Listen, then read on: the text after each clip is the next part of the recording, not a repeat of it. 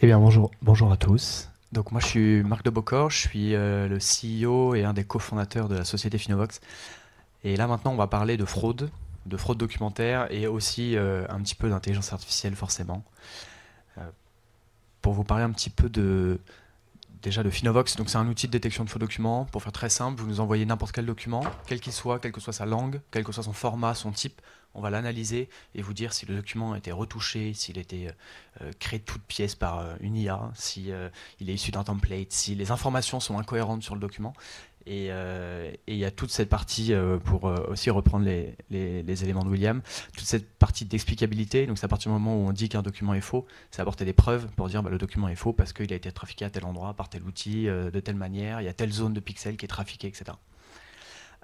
Donc Finovox, nous on est plutôt issu du monde de la recherche, c'est une collaboration entre voilà, des universités, centres de recherche, la gendarmerie également. Et on est 25 personnes, on est basé à Paris. Et, euh, et on est issu de 4 ans de R&D. Donc il faut savoir qu'avant de mettre le produit sur le marché, on a fait 3 ans de R&D. Et donc là, ça fait un an et demi qu'on est live chez une trentaine de clients. Et on est labellisé du coup Deep Tech et une SureTech Premium. Et voilà pour l'ensemble. Je voulais commencer par un petit jeu. Parce qu'en fait, ça, c'est la réalité terrain.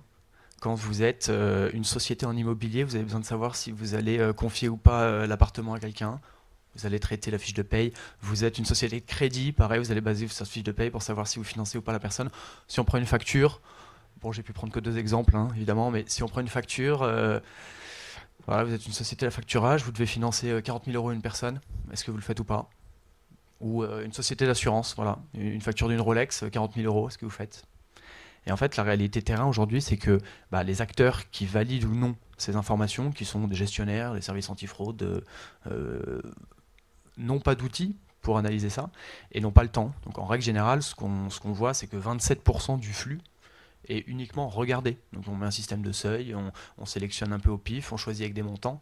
Et donc sur ces deux documents, je vous spoil un peu, mais c'est compliqué de voir si ces documents sont vrais ou faux. Alors il se trouve que bah, ces deux documents sont faux, évidemment. Donc bah, typiquement sur une facture, on va aller changer un montant pour gonfler le montant de la facture, ou sur une fiche de paye, on peut prendre la fiche de paye de quelqu'un d'autre, ou changer les dates pour que ça matche bien avec la demande en question. Et il se trouve que 90% des documents que nous on reçoit, donc qui sont les faux documents, je parle, 90% sont indétectables à l'œil nu parce qu'aujourd'hui, il y a des très bons outils qui permettent de faire des faux. Il y a quelques années, vous utilisiez un Tipex, une imprimante, un scanner, faisiez un petit truc, ça pouvait marcher, mais visuellement, il y avait quand même des anomalies, surtout avec le fait qu'il y ait un élément scanné versus une partie qui n'aurait pas été scannée ou scannée deux fois. Donc vous pouvez voir des éléments. Bon. Là, il se trouve que depuis, bah, il y a eu les packs Office, il y a eu des PDF modificators, il y a eu même Photoshop derrière. C'est quasi gratuit, c'est extrêmement facile à faire et ça prend 5 minutes à n'importe quel collégien de faire un faux document et derrière ça peut entraîner une fraude à plusieurs dizaines, centaines, voire millions d'euros comme on voit parfois. Euh, c'est la fraude documentaire, c'est très compliqué parce qu'on peut falsifier n'importe quel document. Alors, tous les documents que vous envoyez, n'importe quelle langue, n'importe quel type, et on peut changer n'importe quoi sur un document. Donc en fait, quand nous on reçoit un document, comment est-ce qu'on fait pour vérifier toutes ces informations-là, sachant qu'il y a une diversité énorme, et quand vous travaillez avec une banque comme BNP, bah, en fait BNP, il traite des documents dans 15 branches et dans 50 pays. Et donc très compliqué de se dire bah, il faut d'avoir une solution qui traite 100% de ce flux. Et donc nous c'est le challenge que justement on a voulu résoudre, c'est de se dire vous pouvez nous envoyer n'importe quel flux dans n'importe quelle langue, donc on traite des documents au Népal, au Mexique, et on sait du coup faire les analyses qu'on propose. Et il y a une autre partie que je voulais mentionner aussi, c'est forcément des fraudes qui évoluent de plus en plus. Donc maintenant, vous avez des IA génératives qui permettent de générer des faux documents.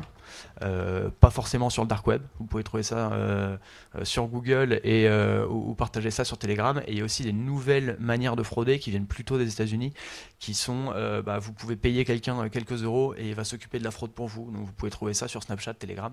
Et donc maintenant, bah, en fait, il y a une telle panoplie d'outils de fraude que c'est compliqué et la fraude évolue en continu. Donc la fraude de 2023, on a vu apparaître des premiers faux documents générés par intelligence artificielle, ce qu'on n'avait évidemment pas vu en 2022. C'est un jeu du chat et de la souris un petit peu. Au global, 91% des entreprises qui font plus de 100 millions de revenus ont subi une tentative de fraude. Et si on parle spécifiquement de fraude documentaire, j'ai sélectionné quelques chiffres. Après, il y a d'autres marchés, mais globalement, en assurance, ça représente environ 6 milliards d'euros par an de fraude doc. Donc en assurance, ça va être soit à l'indemnisation, soit à la souscription. Donc indemnisation, je trafique mon bonus-malus, j'envoie un faux permis de conduire, ou à l'indemnisation, j'envoie une fausse facture, c'est l'exemple de la Rolex que je donnais tout à l'heure. Au financement, alors à l'intérieur du financement, c'est assez large, que vous avez des financements aux entreprises, aux particuliers, des ouvertures de comptes, etc. Mais pour la petite histoire, ça a même mené à la faillite d'une grosse start-up, une scale-up qui s'appelle Eureka. Eureka, c'est une scale-up du coup au UK. Ils ont financé un agriculteur qui a fait une fausse facture de 50 000 euros pour réparer sa moissonneuse-batteuse officiellement. En fait, c'était pour payer, je crois, les études de sa fille. Et il a fallu rembourser ces 50 000 euros. Donc, il a fait une autre fausse facture. Puis, il est allé voir une autre société d'affacturage. Donc, il y a ce qu'on appelle une double mobilisation. Et l'autre société d'affacturage est une grande banque française qui ne souhaite pas, évidemment, avoir son nom dessus. Mais Eureka, on connaît l'histoire parce qu'à la fin, ils ont fait faillite parce qu'il a fait un système de cavalerie et 7 millions de fraudes au total. Et la start-up, en plus probablement d'autres difficultés ou une fin de cycle, n'a pas pu assumer ces montants de fraude et ils ont déposé le bilan. Voilà. Donc bon, ça c'est un cas un peu grave, mais globalement au quotidien, quand vous faites un crédit, enfin les équipes de crédit à la consommation ou les équipes d'affacturage ou même d'ouverture de compte vont être confrontées à ces problématiques. Pour le recrutement, c'est typiquement, on voit des cas d'un grutier qui fait un faux certificat pour être grutier. Vous avez bien envie de savoir que la personne sait bien maîtriser son engin. On a la même chose, même sur des cadres dirigeants, quoi. On trafique un certificat de TOEIC, on trafique son diplôme.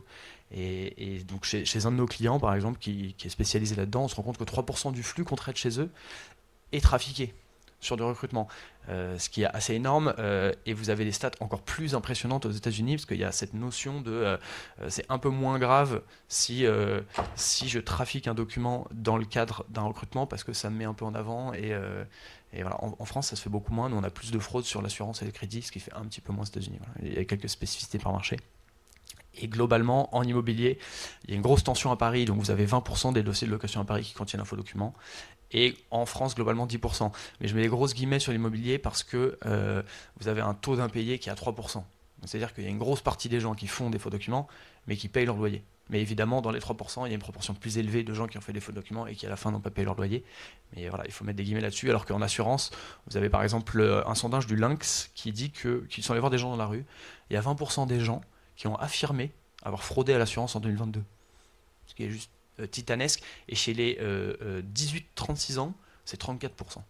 Donc c'est vraiment porté de plus en plus par les jeunes parce qu'ils ont accès à tous ces outils qui permettent de générer des faux facilement. Et en plus, on peut rajouter des aspects de difficultés financières et d'autres aspects peut-être sociaux. Donc voilà, pour donner un peu l'ensemble, évidemment il y a d'autres secteurs, il y a les secteurs publics, il y a l'onboarding, on travaille dans les télécoms, mais globalement je voulais un peu synthétiser. Ces fraudes-là, elles sont en plus de ça en constante augmentation, parce que j'en ai parlé, c'est très facile de faire un faux, c'est quasi gratuit, et les entreprises en fait reçoivent une quantité de flux tellement énorme. En plus de ça, nous on a un pays qui est assez administratif, donc on reçoit des quantités de documents, quoi. Un dossier immobilier, il peut y avoir 10, 20 pages. Et donc forcément, c'est impossible pour les équipes en interne. Il faut aussi savoir maîtriser différents ratios qui sont le temps passé versus l'action et dans la même mesure l'expérience client aussi. Donc on ne veut pas non plus ralentir les process. Et globalement, ce que nous on voit, c'est qu'il n'y a pas d'outils qui sont efficaces là-dessus. Il y a des outils qui fonctionnent très bien sur les documents d'identité, donc de KYC classique, avec vérification vidéo, ça existait bien avant qu'on arrive. Par contre, sur tous les documents qu'on appelle non normés, ou même ça peut même aller plus loin d'envoyer une photo Facebook, voir si la photo a été retouchée, là-dessus il n'y avait pas beaucoup d'outils, et surtout tout ce qui est facture, fiche de paye, etc. Et ce qui a mené quand même à 100% d'augmentation de fraude documentaire en 2021. Et on est sur des chiffres à peu près similaires, un petit peu inférieurs, mais à peu près similaires sur les 2 années qui suivent. Alors, comment est-ce que nous, on va faire ça ? Donc Finavox, c'est un outil de détection de vos documents, c'est-à-dire que très concrètement, vous nous envoyez le flux et nous, on va l'analyser. On va avoir une plateforme d'investigation. Donc pour ceux qui ne veulent pas une intégration complète, juste vous sélectionnez 510, 13 documents, vous les uploadez, ils sont analysés en temps réel.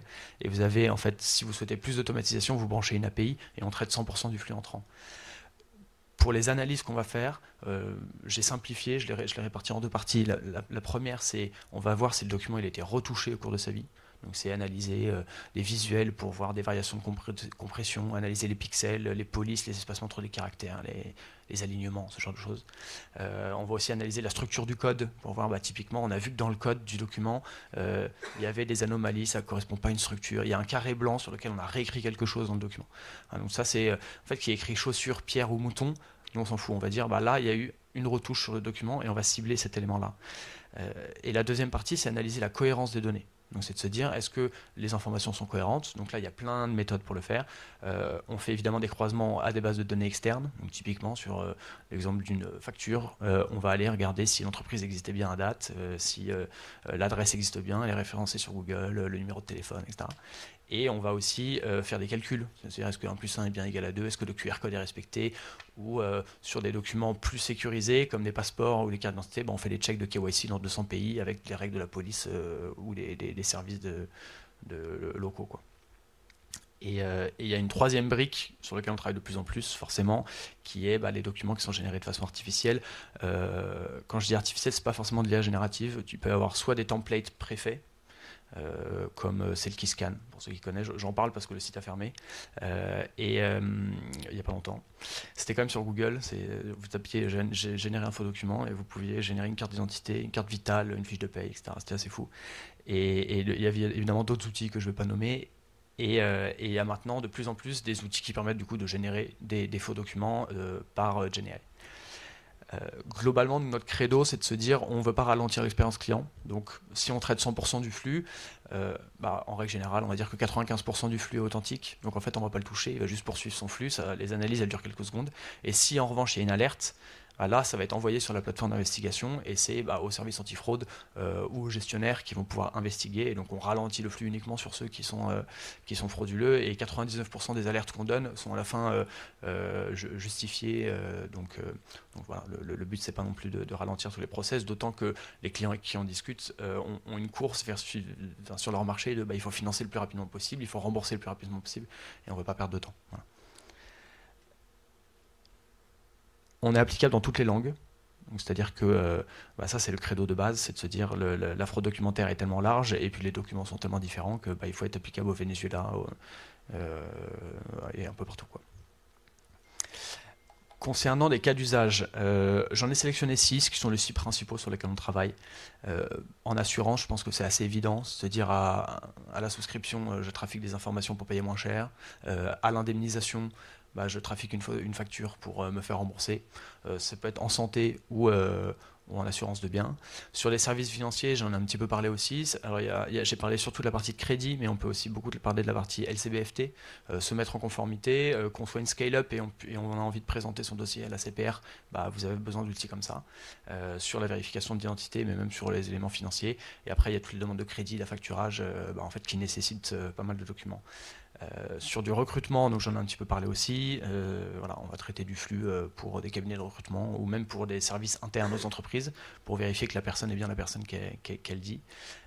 Sur de l'immobilier, il va y avoir différents aspects. J'ai parlé de la location, on peut aussi parler de la partie transaction, parce qu'aujourd'hui, alors il y a les notaires, mais nous on ne va pas tellement travailler là-dessus, c'est plutôt sur les documents qui permettent de justifier de la qualité énergétique d'un bâtiment. Pardon.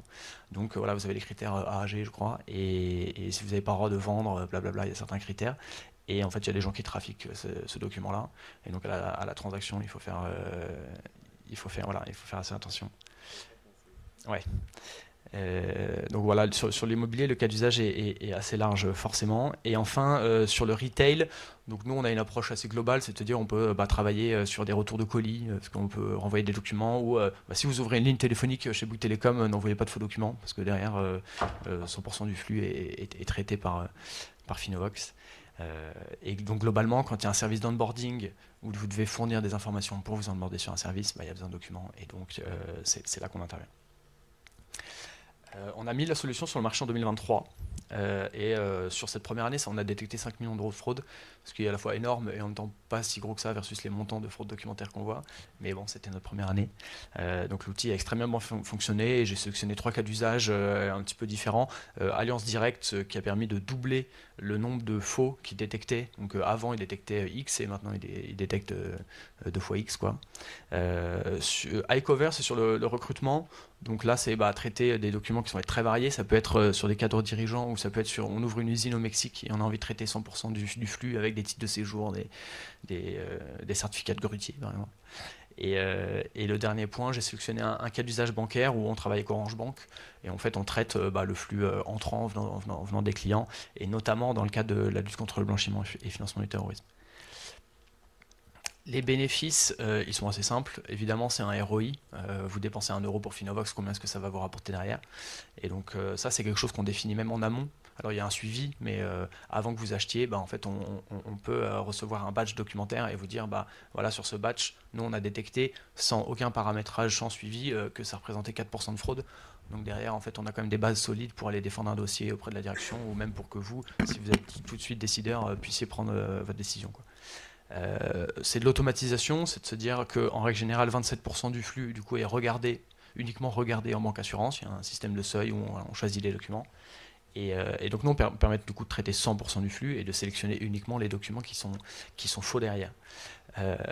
Et enfin, il y a toute une partie juridique et conformité, c'est de se dire vis-à-vis de l'AMF, vis-à-vis de la CPR, vis-à-vis de son service de conformité, on veut bien vérifier les informations. On n'a pas envie d'avoir des choses un peu pourries dans notre entreprise. Et donc, on sait que l'ensemble du flux qui est entrant, sur lequel derrière on va se baser, parce qu'en fait, c'est juste de la data en entrée sur lequel on construit tout notre modèle, n'est pas biaisé. Et donc, on peut processer et faire notre job, quoi. Donc voilà, on travaille avec différents types de sociétés, ça va plutôt des scale-up aux grands groupes, et donc dans les différents cas d'usage que j'ai présentés, et plus récemment dans les services publics également. Merci beaucoup.